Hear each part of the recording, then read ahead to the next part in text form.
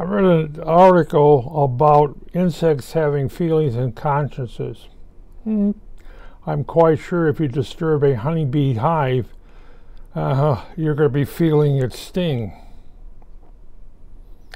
I'm quite sure that if you do it other stinging insects, you're going to figure their sting. They may not have feelings, but they're going to make them felt to you. But I had a bumblebee, and she was a queen, and she lived in the garage, and she would build her little hive. I wouldn't touch it. I left it alone. And in the winter time, she would go hibernate, and I made sure there was a small bulb, electric bulb, giving off heat so she doesn't freeze. And then next spring comes around, I put down honeybee into her little thing of honeybee honey, little so she could have something to eat. And she'd start her workers, and the workers would go out. And I left the yard, have clover in it. I didn't touch the clover, and back and forth, back and forth, back and forth.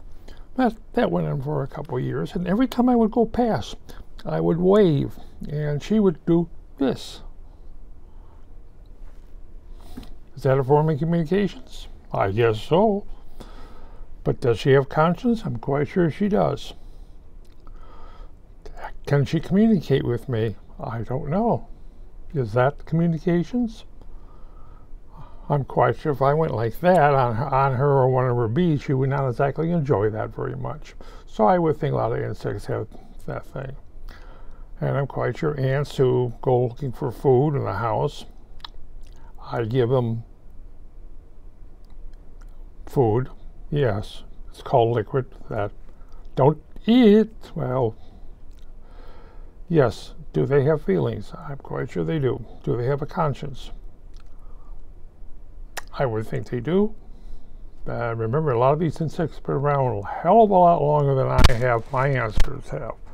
Well, considering that my ancestors came from the trees. But yes. And in Europe, you know, they no longer use chimpanzees for animal studies. Somebody realizes that when you do that to a chimpanzee, it goes, I feel that. And do they have conscience? Yes, they do. Of course, a lot of politicians don't, but that's beside the point.